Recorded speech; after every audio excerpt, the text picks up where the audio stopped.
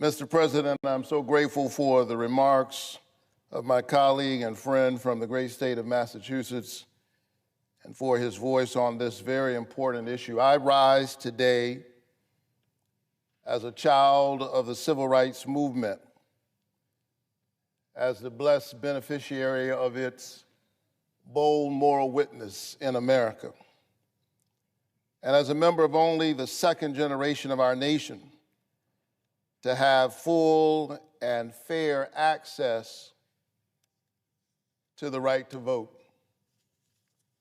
Some have argued that in a real sense, our country did not really become a democracy until 1965,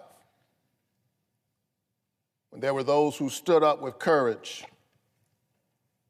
and challenged the nation to live up to its ideals. I stand here today and I'm able to work in this building on behalf of the people of Georgia. What an honor to represent 11 million people, to carry on this grand experiment called democracy. But it's never far from my memory that at the time of my birth, Georgia's two senators were Richard B. Russell and Herman E. Talmadge. In many ways, they were effective. They brought great things back to the state of Georgia, but we would not be honest. We would not be telling the full story if we did not remember that they were both arch segregationists and unabashed adversaries of the civil rights movement, which sought to expand the electorate, to ensure that this is a house where every American citizen has a voice. Senator Talmadge once said, "We love the Negro in his place, and his place is at the back door." Well, it is a testament to the greatness of this country that I sit in his seat, because there were those who stood up to fight for the highest ideals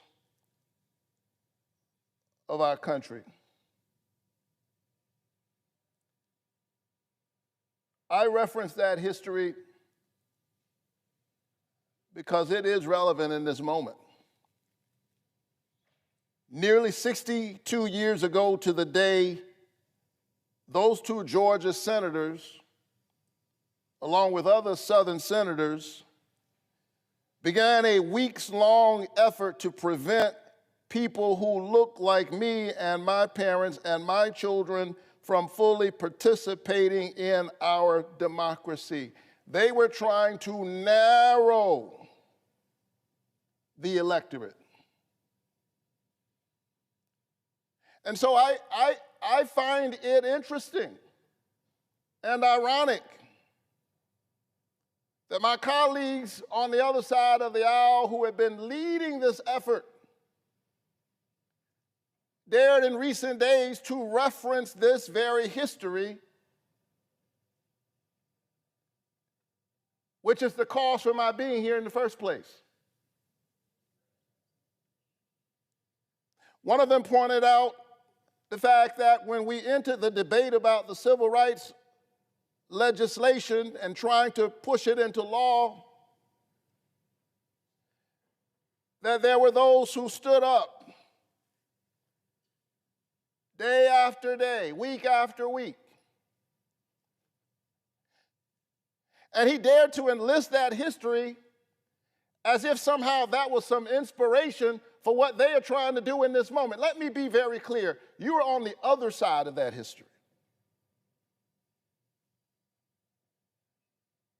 You're on the side of those who are trying to narrow the electorate. And so if you want to pass the SAVE Act, that is your prerogative. If you want to argue that folks have to have a birth certificate or a passport, just to be able to register to vote in a country where most Americans do not have a passport. If you want to effectively disenfranchise women, disenfranchise poor people, working class people who have to struggle for the right to vote, that is your prerogative. But be very clear, you are not on the side of the movement, you're on the other side of that history. Fight for this if you will. But you ought to leave the civil rights movement and Martin Luther King Jr.'s name out of your mouth. This country goes through moments where the electorate expands, and then it goes through moments when it contracts, and we are in a contraction moment.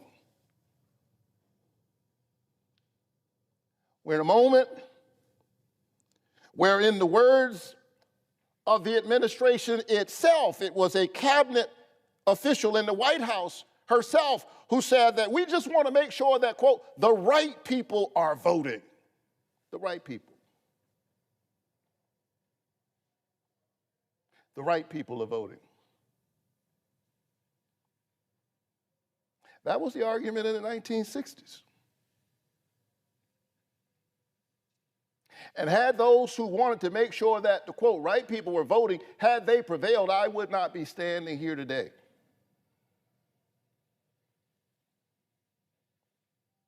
I don't believe in the right people. I believe in we the people.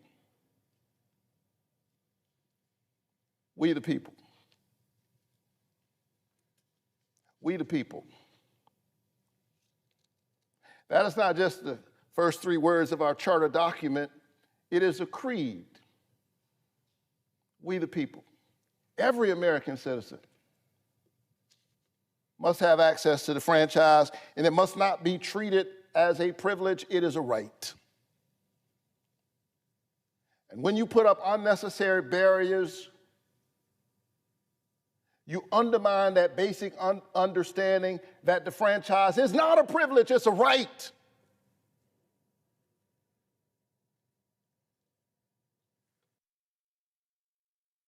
I often say that a vote is a kind of prayer for the world we desire for ourselves and for our children. And our prayers are stronger when we pray together.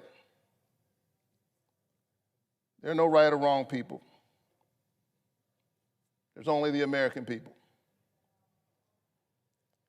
And they put up this SAVE Act arguing that they want to make sure that it's only Americans who are voting, but they have demonstrated, they have provided no evidence that voter fraud is a real thing through voter identification. We know that this will disenfranchise thousands, if not millions, of Americans. We have no evidence that this is a problem that actually needs to be solved, and yet they have shut down much of the business of the Senate in order to do this. They are hell-bent on getting this done. Donald Trump said that this is his number one priority, and so it begs the question, why is this his number one priority? With all the things going on in our country, why is this the main thing that he feels he must get done? Why is he afraid? I'll tell you why. It's because that he knows that he has broken every promise he made. He said that he was going to lower your costs. Instead, he's doubled health care premiums for 22 million Americans. His tariffs have cost the average family over $1,000 a year. Gas prices are spiking and show no sign of coming down anytime soon, but this is his number one priority. He said he was going to be the president of peace, but he has attacked 17 countries and counting. And yet again, we find ourselves entangled in another endless war with no end game and no idea of what victory even looks like. All the while, we have important problems right here at home. Donald Trump promised to support our farmers, and instead he's raised the cost of fertilizer and hamstrung their exports. And farmers all across Georgia are suffering as a result. And so that's really what this is all about. Donald Trump is a failed president, and his support is collapsing. I hear it all across Georgia, in rural towns bearing the brunt of the president's immigration policies, and farmers dealing with the realities of a trade war. This president claims to be America first, but in the name of protecting United States citizens, his deportation machine has seized over 170 citizens. They've shot and killed 2 American citizens on a quiet street.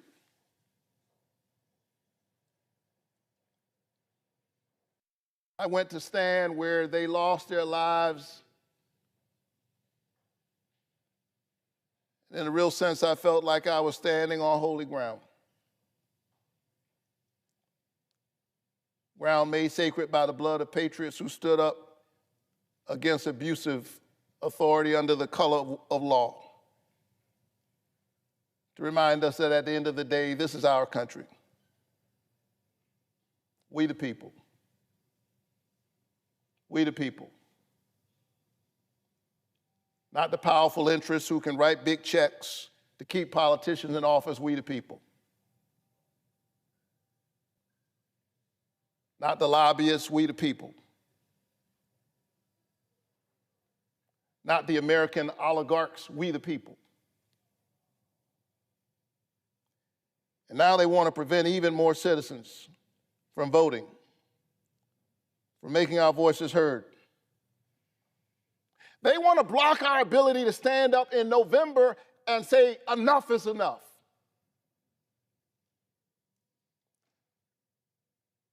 And so the president is panicking. He's doing what he always does. He's attacking our elections so that you cannot fire his foot soldiers in Congress. It is pathetic. He looks to me like a scared human being who knows that behind the curtain is a tiny man.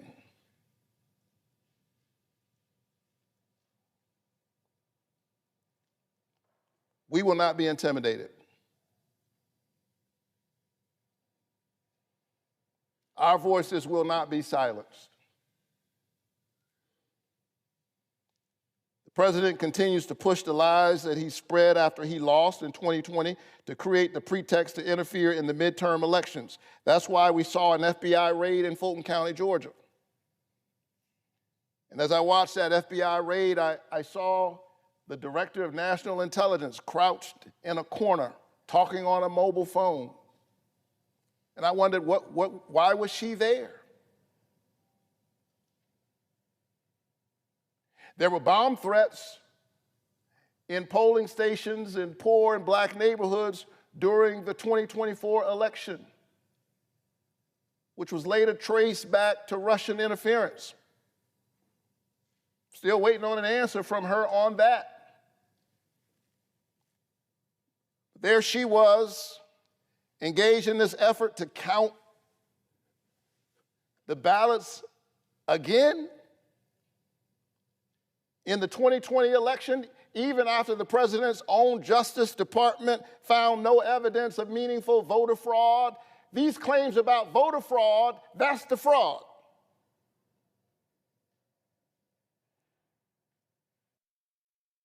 That's the fraud.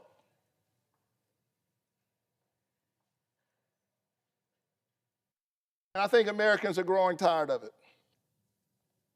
You know, the wonderful thing about our country, Mr. President, is that we get to have the argument. You and I don't agree on a whole range of things, but I just want us to be able to have the argument. It gets rambunctious in the American public square to avoid violence. But at the end of the day, Everybody gets to go to the polls. And the most powerful words in a democracy are the people have spoken. And so I will always cast my lot on the side of democracy. I'm hopeless in this regard. I believe in the people. I want to make sure my constituents' voices are heard, all of my constituents, even when they don't agree with me, even when I don't get the outcome that I want. When I think about the nature of human power and human pride, and forgive me, but I'm a preacher after all, human sin.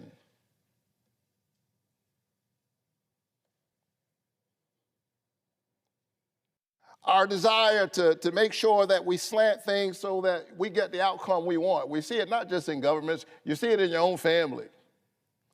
The question becomes, how do you balance all of those things? I think democracy is the best we've got. Given who we are as human beings, I will cast my lot with the people's voice. Even when I think they've gotten it wrong, I would rather put my trust there. Reinhold Niebuhr perhaps put it best. He said that humankind's capacity for justice makes democracy possible. Our capacity for injustice makes democracy necessary. At the end of the day, the thing that can fix it, whatever issue we have, I believe is the people's voice. And so I'm disturbed about what I'm witnessing. I'm disturbed about an attack on Fulton County and in Maricopa County, Arizona. It troubles me when ICE lands in Minneapolis and then the administration says that we are there to deal with violent criminals, we are there to deal with this immigration issue. But then when it comes down to it, the administration says, do you really want ICE out of your community? Hand over your voter rolls. Come on, man. I don't care whether you're a Democrat or Republican. Come on, you can see what this is about. What do the voter rolls have to do with violent criminals? What kind of ransom note is that to send to the leaders of the people of Minneapolis? And so the big lie continues to live. And we need to kill it once and for all. And the only thing that can do that is the people's voice. The president continues to spread conspiracy theories and outright lies. Here's the reality. This bill will disenfranchise thousands, if not millions, of Americans. And that is why they want to pass it so desperately. They are using onerous citizenship verification as a pretext for voter suppression, requiring you to use a birth certificate or a passport to register to vote. And under this bill, a driver's license wouldn't be enough to register to vote. They ought to call the bill what it is. They ought to call it a driver's license is not good enough act.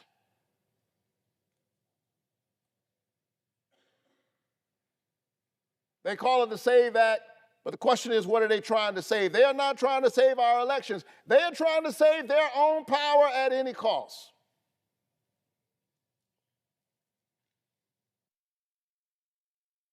At the cost of the voices of ordinary people.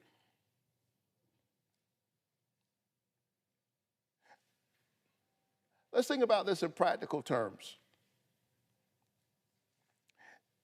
If you change addresses, even if you move down the street, and you've been voting for years. Do you want to have to track down your birth certificate, which you lost while you were moving, in order to register to vote?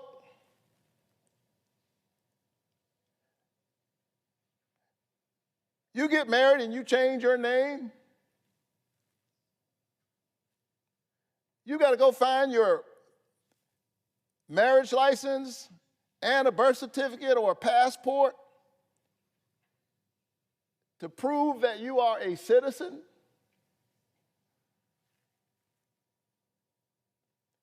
More than half of Georgians, or 5.4 million people, lack a valid passport. And as many as 2.2 million women in Georgia may not have a birth certificate that matches their current legal name. And so women are disproportionately disenfranchised by this piece of legislation, which again is a solution in search of a problem that does not exist. Let me be really clear.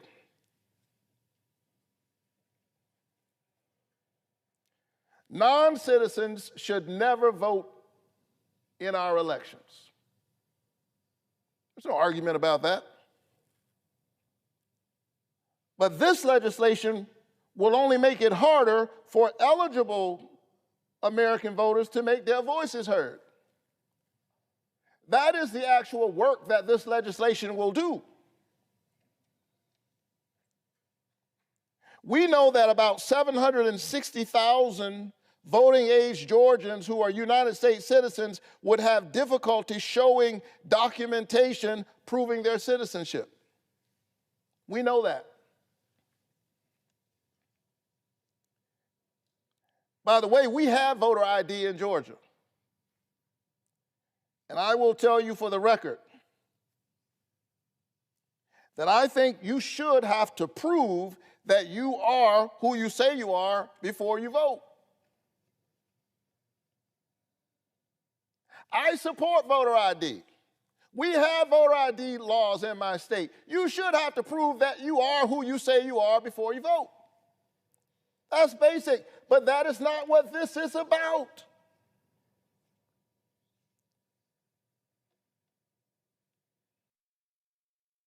This is about onerous voter ID requirements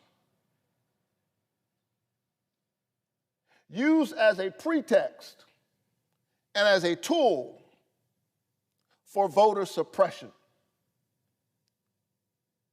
Because there are those in the administration who want to make sure, quote, the right people vote.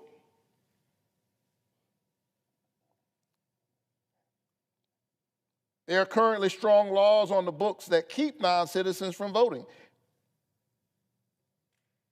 They face criminal prosecution and deportation if they vote. So let's just think about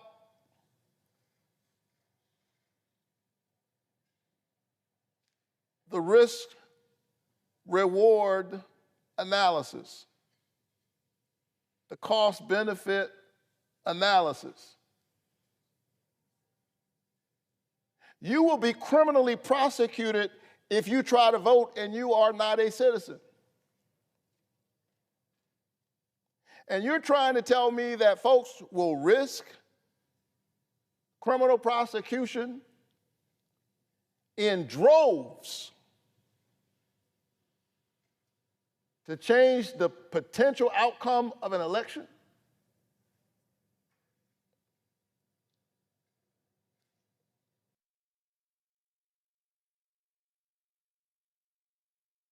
Are you trying to tell me that folk will try to vote twice? It's hard enough to get folks to vote once, let alone twice.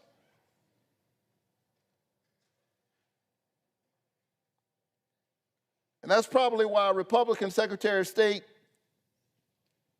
Brad Raffensperger found only 20 instances of non-citizens registered out of 8.2 million in Georgia. 8.2 million people registered to vote in Georgia. The Republican Secretary of State found 20 instances of non-citizens who were registered, and only 9 had ever attempted to vote. And the majority did so before 2012. This is a solution in search of a problem that does not exist. And so this means that the, quote, Save America Act would burden or disenfranchise over 150,000 Georgians for every single instance of a non-citizen voting in the last decade. Does that make sense?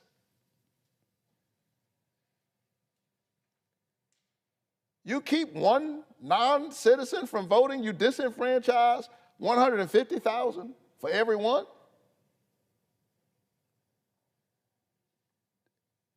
You're trying to tell me that that makes the democracy stronger?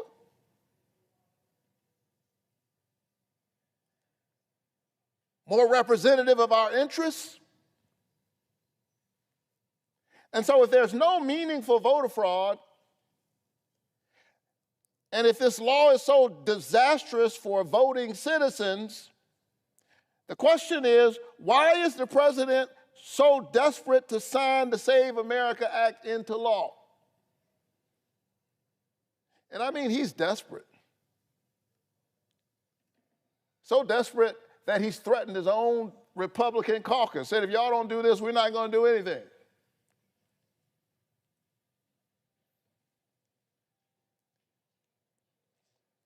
The president is trying to take away your right to vote so he can hold on to power. And Washington Republicans are trying to help him do it. They're using the Save America Act as a pretext for voter suppression. They know their policies are deeply unpopular with the American people, but instead of working to change their policies, instead of working to get more people access to the health care that they need, they're taking health care away from 15 million Americans. Instead of working to lower the cost of groceries, they're instituting reckless tariff taxes that make everything more expensive. Instead of actually working on behalf of the American people, they're working to change who can vote in the next election.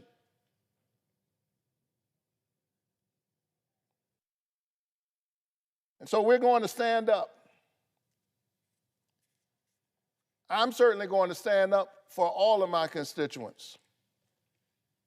And I mean that. I want the Georgians who are in red districts to know that I'm fighting for you and your voice. Because this administration's so-called Save America Act will disenfranchise many of my constituents in red districts. And that is because increasingly the people's voices are being squeezed out of their democracy. It is the folks with a lot of money. It is the corporate interests that they want to hear from.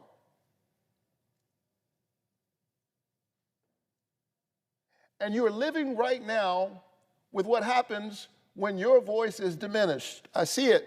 I see it in rural red counties that I visit all the time, where their rural hospital is either closed or it's almost near closing. Because they cut $1 trillion out of Medicaid. I see it in the eyes of farmers who are burdened by these tariff taxes and how it's creating damage and wreckage for their businesses. I saw it the other day in Social Circle, Georgia, where the administration is determined to put a 10,000 bed ICE detention center in a town of 5,000 people. 5,000 people in Social Circle, Georgia. The administration went in, bought a warehouse for $128 million. And the mayor The city manager, the leadership of Social Circle Georgia, learned that there would be a detention center in their town that would triple the size of their town by reading about it in the Washington Post.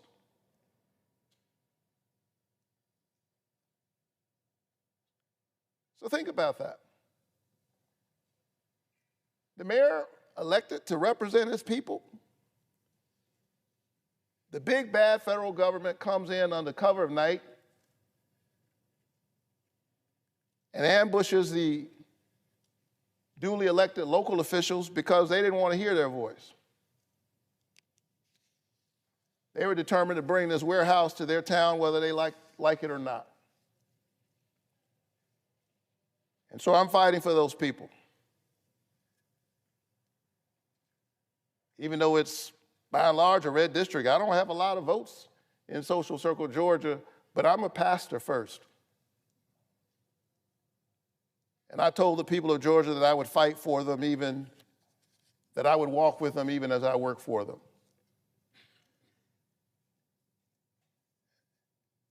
And so this is about the voices of ordinary people. This is about saving our democracy. As I close, and nobody believes a Baptist preacher when he says, as I close. But I'm not trying to break any records today. Andrew Young tells me the story that when they passed the Civil Rights Bill into law, Dr. King and his lieutenants went to see President Johnson. The president was feeling good, and he should. They'd passed the Civil Rights Bill into law after that long filibuster that I talked about at the beginning of this speech. They passed the Civil Rights Bill into law, and Dr. King and his lieutenants went to see the president. And Dr. King said, I'm glad we got that Civil Rights Bill into law. And without skipping a beat, he said, now we need a voting rights law. He wasn't going to let the president bask too long in the glory of that victory. He said, that's great, but my people can't vote in the South. I need a voting rights law, and I need it yesterday. The president said to Martin Luther King Jr., you're right, I get it, but I just can't get that done right now. I don't have the power. And they left the meeting, and the staff was feeling all demoralized and dejected, and they said to Dr. King, what are we going to do? The president said, he doesn't have the power. Dr. King just sort of shrugged his shoulder and said, well, if the president doesn't have the power, I guess we're going to have to go and find him some. Think about that. He's just a Baptist preacher, wasn't elected to anything. He was not a United States senator, certainly not the president of the United States. But he said, we're going to go and find the president some power. Dr. King understood, and those who were around him understood, that it's not about the people in power, it's about the power that's in the people. And so the people are standing up in this moment, and I'm standing with them. No to the so-called SAVE Act, yes to saving our democracy. I yield the floor. Mr. President.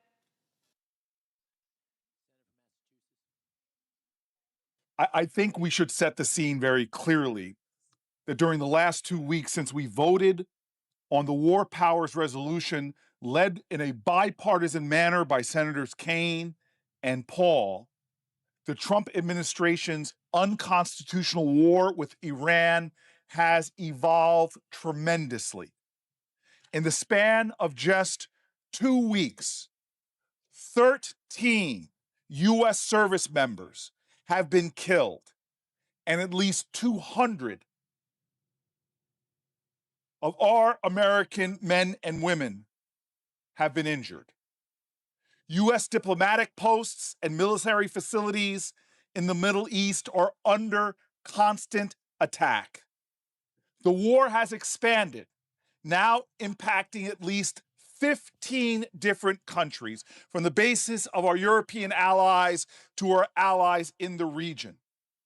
American citizens are still 2 weeks in, stranded in the region, trying to get home. civilian casualties are increasing. And here at home, we are seeing the skyrocketing costs of basic goods, the skyrocketing costs of energy, and the skyrocketing costs we're seeing at the pumps at our gas stations. We now know the Trump administration is spending over $1 billion a day on this unauthorized war, while Americans are struggling to make ends meet here at home, and this president is throwing millions of people off of their health care. And this administration, amidst all of this, has failed to come before the United States Senate and the American people for public hearings to make its case on the biggest military war engagement since the war in Afghanistan. Now, all of us, all 100, swore an oath to the Constitution of the United States of America. Well, fealty to that oath is clear because the Constitution is clear. Congress has the authority to declare war and authorize the use of military force. But in this case, Congress and the United States Senate in particular has done nothing.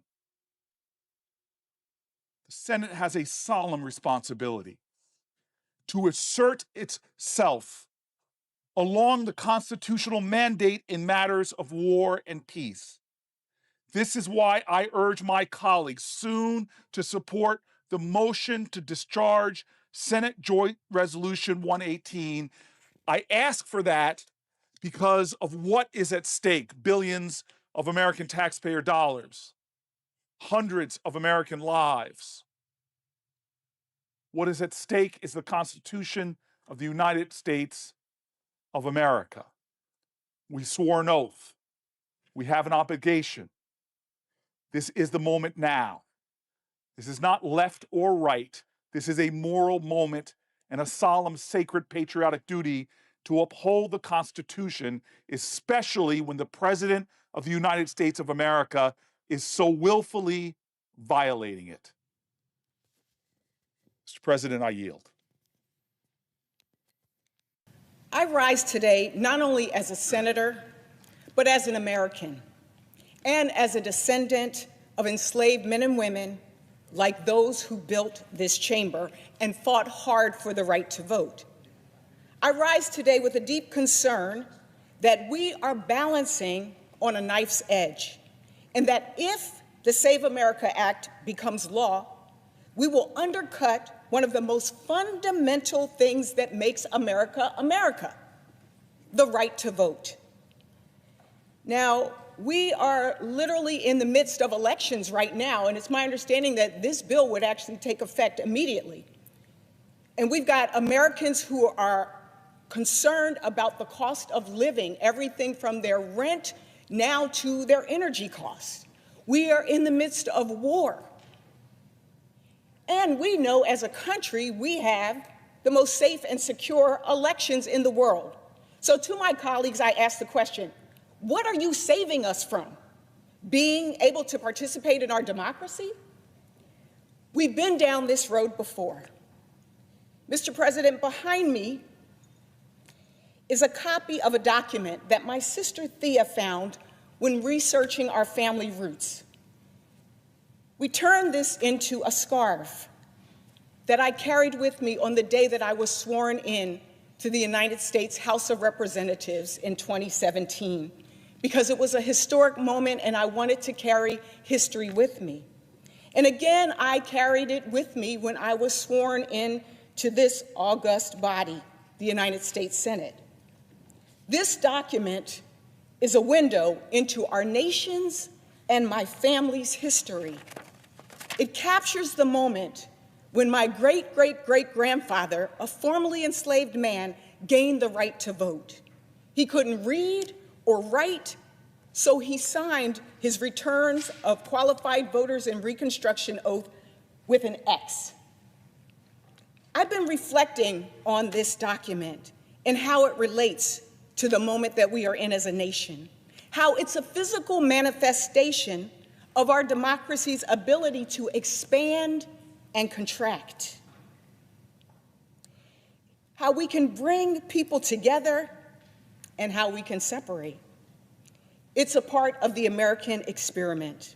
Yet 159 years after my great-great-great-grandfather signed this document and gained his right to vote, and 61 years after President Johnson signed the Voting Rights Act into law, protecting that fundamental right and expanding it for Black women, we in the Senate are debating the possibility of placing burdens and barriers on voting for millions of Americans, a contraction of our democracy. We, in a few months, we're just a few months from marking our nation's 250th year, months away from acknowledging how far we have come as a country. But it's my belief that our democracy is under attack, that there is a coordinated effort to undermine voting rights in America, from right here in Congress to the judiciary to the executive. Let's start with the reason that we're here today, the Save America Act. This bill is as dangerous as it is unethical. It is a thinly veiled attempt to make it harder for some Americans to participate in our democracy. So here's what it does. It enables this administration to supercharge their voter roll purges by forcing states to share their voter lists with the federal government. It would end proven and safe voter registration systems, including online and mail registration. It would impose new costs on Americans who want to vote, creating a modern-day poll tax. It would undermine voting by mail, and it would criminalize election workers and more. Our distinguished minority leader called this bill Jim Crow 2.0. I'm calling it Jim Crow 2.0. Here it is by the numbers: 146 million, 165, 69, and 4.5. 146 million is the number of Americans who don't have passports at this moment. So unless they can prove their citizenship with their birth certificate or Social Security card, those millions of Americans will not be able to vote. 165 is the base price for getting a brand new passport. If you have a passport and it's expiring, it will cost you $130 to renew. So if you can't find your birth certificate or Social Security card, there is now a price tag on your access to the ballot. 69 million is the number of women who have changed their names. Not only will they have to provide proof of citizenship, but under this bill, they also would have to bring their marriage certificate to a voting booth or maybe a signed affidavit from a judge proving their name change. 4.5. 4.5 hours is the average amount of time a rural voter would have to drive round trip to prove they are a citizen and ensure that they can vote in the next election. My colleagues will have you believe that we don't believe IDs are important. That's not the case. It's just not true. Many states are already across the country. We have to use our IDs to vote. I took my driver's license with me when I voted recently in a local election. That's not the point of this bill.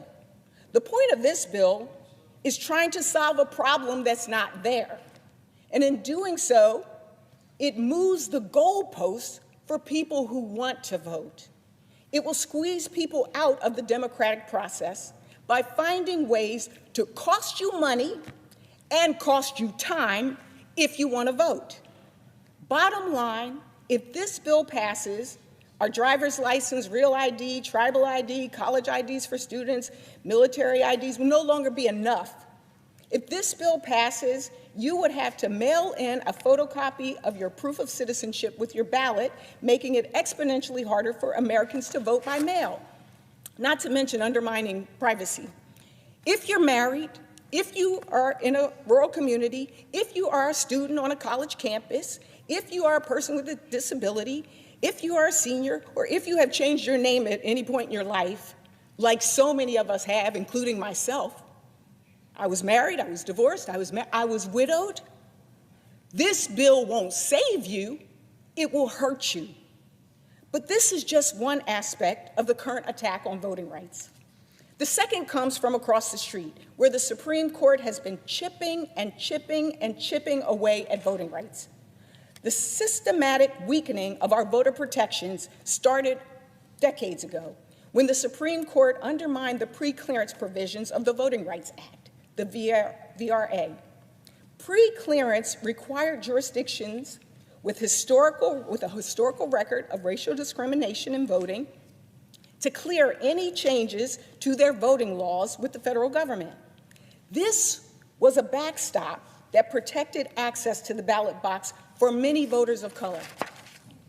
Once it was struck down, some states began to take advantage, passing restrictive voting ID laws, restricting voter registration timeframes, reducing early voting, and more. In 2021, the Supreme Court made it harder to prove racially discriminatory voting practices under the VRA. And later this year, they will hear a case that would make it even harder for minority communities to sue states for discriminatory congressional maps. Finally, I would be remiss if I didn't mention the threat to our democracy that comes from the executive branch. Let me start from the beginning. Since January of 2025, the Trump administration has used DOJ to steal our personal information and data. They pulled information from Social Security Administration and the IRS. Why? Maybe to track the American people. Now the administration has turned their attention toward establishing an unsanctioned nationwide voter database. They also raided a Georgia voting center under false pretenses, undermined access to mail-in ballots by changing the rules around how mail is postmarked, and sued and threatened states like Minnesota over access to their voter files. All of this from a president that wants to, quote, take over the voting, quote, unquote, so that the GOP, quote, will never lose a race for 50 years, end quote. This is a coordinated and un-American campaign against the very core of who we are as a nation. And it's not something that I say lightly, but it's something that I believe must be said, especially as we approach the 250th anniversary of our country. In those 250 years, we have seen our democracy expand and contract multiple times. Our democracy expanded when my great-great-great-grandfather signed his name with that X and gained the right to vote. His descendant now stands in the Senate, a living reminder that our democracy has the ability to grow and change. But our democracy has contracted too. And we need to learn from that past if we're going to prevent further contraction in the future. Mr. President, I fear we're on the cusp of falling into a trap our ancestors sprung 100 years ago. You see, my great-great-great-grandfather earned the right to vote in Georgia with his signature, but it's unlikely that he was able to really exercise that newly won right for very long. Because from 1877 to 1901, while some Americans were enjoying the Gilded Age, Black Americans were living through a period known as the Great Nadir. If apex is the highest, the nadir is the lowest. Voter suppression, political violence, things that you see and feel even now. Many of the rights enumerated in the 13th, 14th, and 15th Amendments, including the right to vote, were being eroded, washed away by partisan gerrymandering, poll taxes, grandfather clauses, Jim Crow laws, and even Supreme Court decisions. For decades, civil rights leaders fought not just to achieve new rights, but to reinstate the ones lost. Our democracy has expanded and contracted. The first Black Senator, Hiram Revels, was elected to Congress in 1870, and then Blanche Bruce. But it was 86 years between those two senators and 1967 when we had the next black senator. 86 years. Right now, there are 5 of us. And this is the first time in our history where there are 2 black women at the same time. If the Save America Act passes, we are on the verge of another contraction. The parallels with the Great Nadir are as stark as they are many. Once again, laws are being proposed to strip us from the access to the ballot box. Once again, the Supreme Court is postured to send us backwards rather than protecting the path forward. And once again, voting rights are under attack by the federal government. I look around this room and I know that we have a choice to make.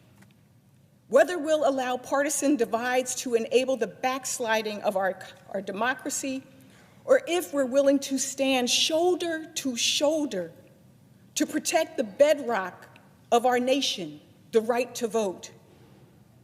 So what can we do? First, we must block the Save America Act from advancing any further.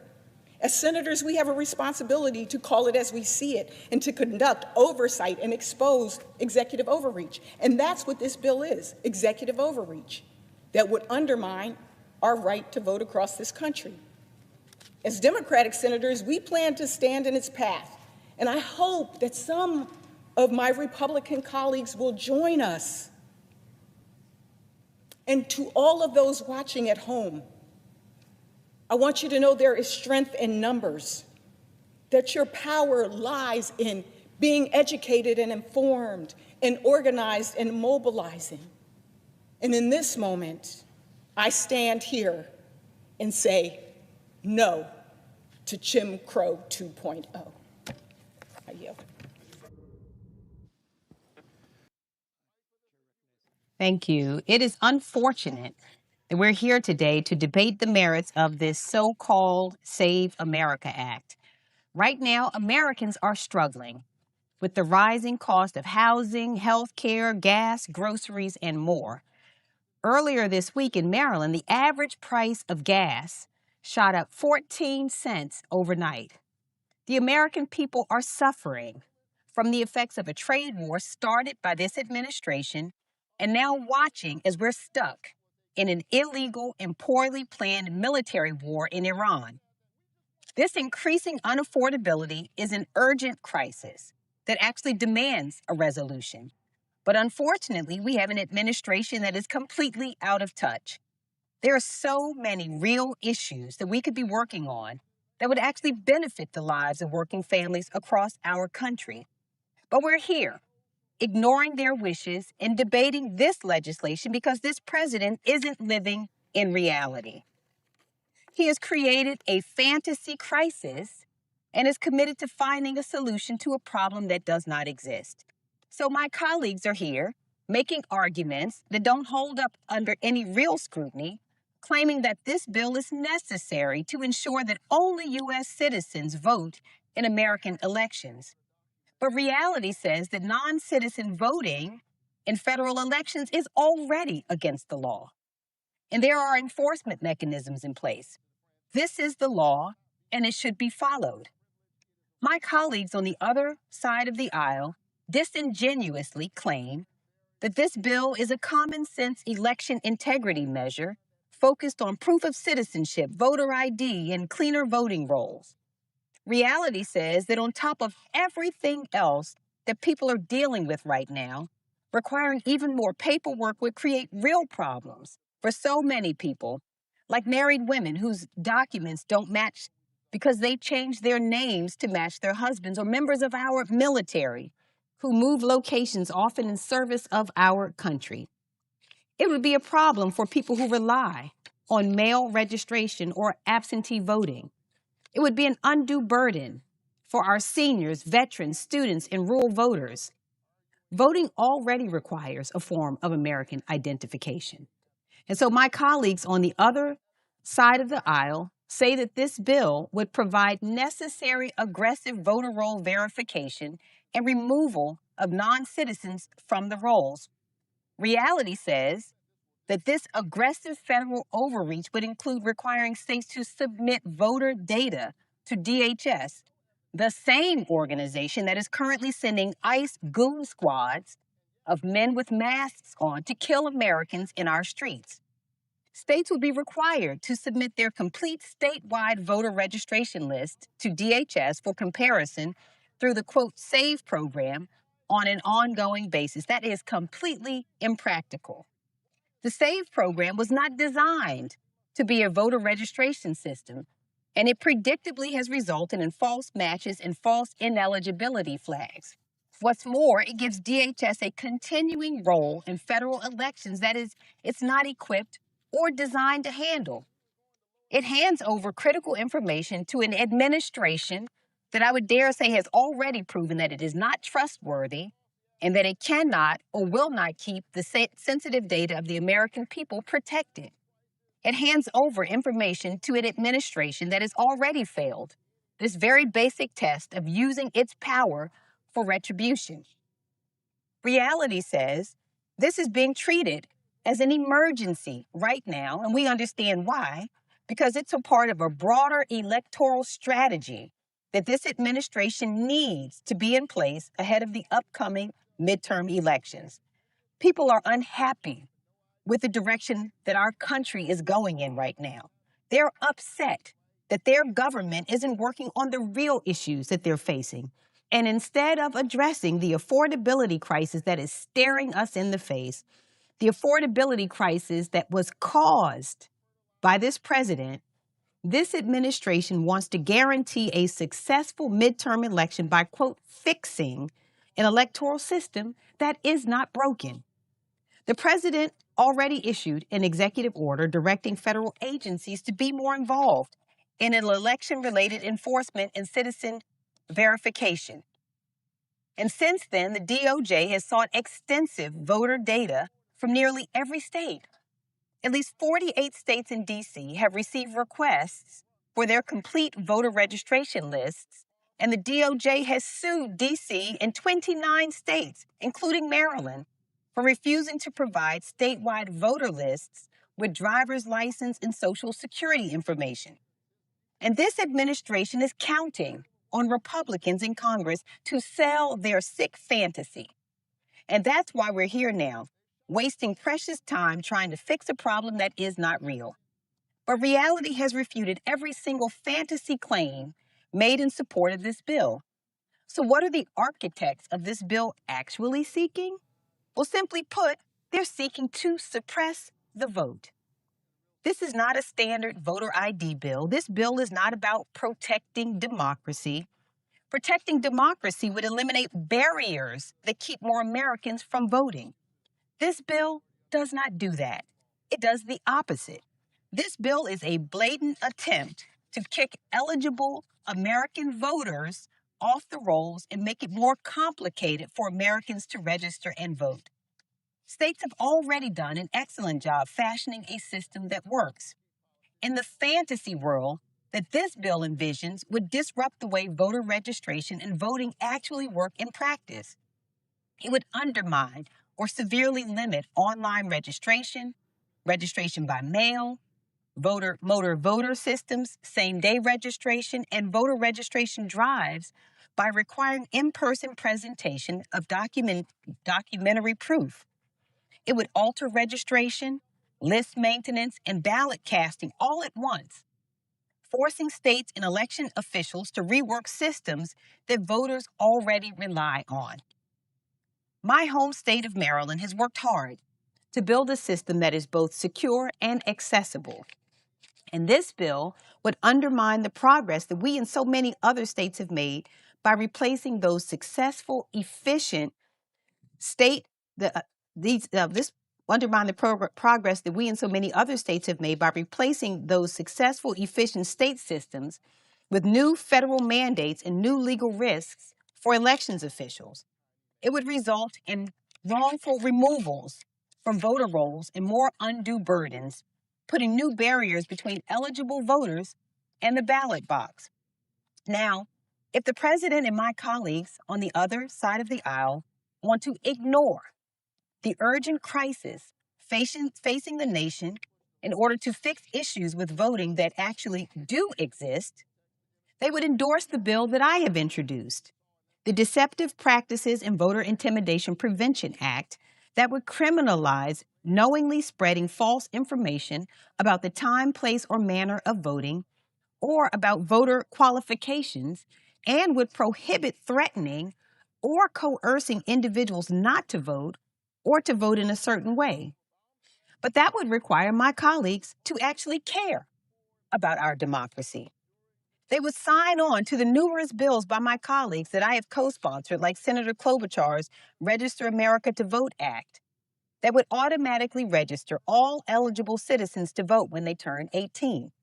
But this, too, would require my colleagues to actually care about our democracy. They would sign on to Senator Wyden's Vote at Home Act that would expand vote by mail, a method that has proven to increase voter participation, yet that would require my colleagues to care about our democracy. They would sign on to Senator Padilla's Voter Purge Protection Act that would prohibit states from using questionable voter purge tactics to take tens of thousands of eligible voters off the voting rolls.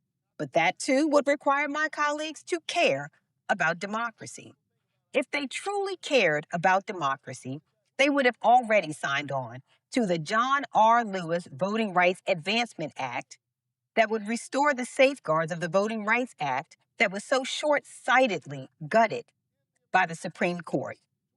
John Lewis lived through some of this nation's most challenging times.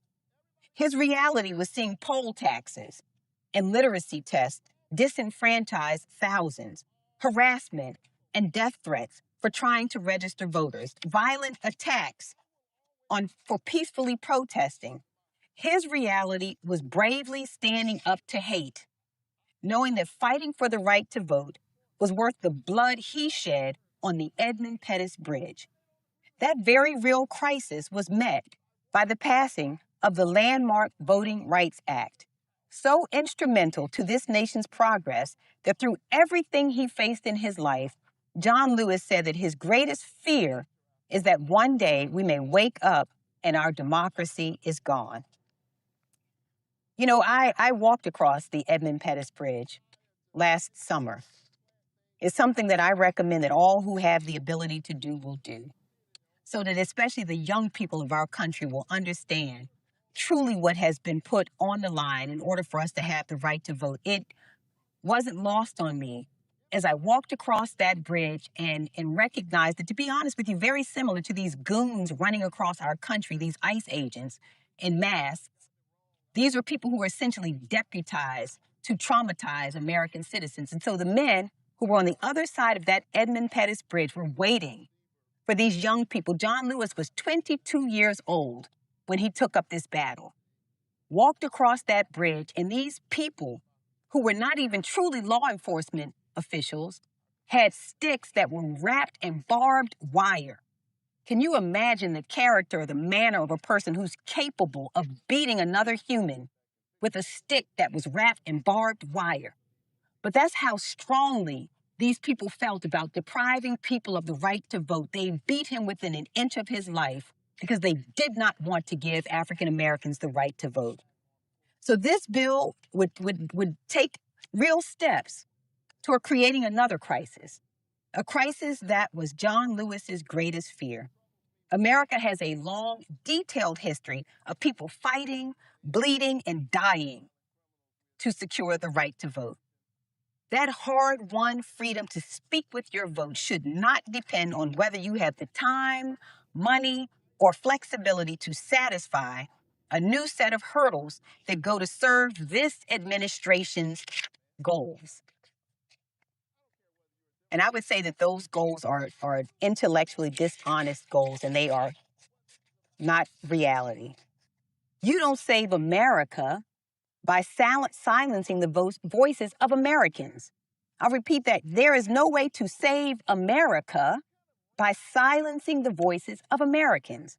You save America by embracing the ideals that set us apart to begin with. The reality is that we should be encouraging more people to take full advantage of their rights. That's why we should be making it easier for eligible citizens to participate in our democracy, not harder. When a bill takes a fundamental right and wraps it in paperwork, penalties, and confusion, that is not election security. That is a step backwards for American democracy. And that's not what the American people want. They did not ask for an additional crisis to deal with. This administration has insisted on ignoring their calls for help on the affordability crisis, but maybe listening to their objections to this bill will open their eyes. Thank you, Mr. President. I yield back.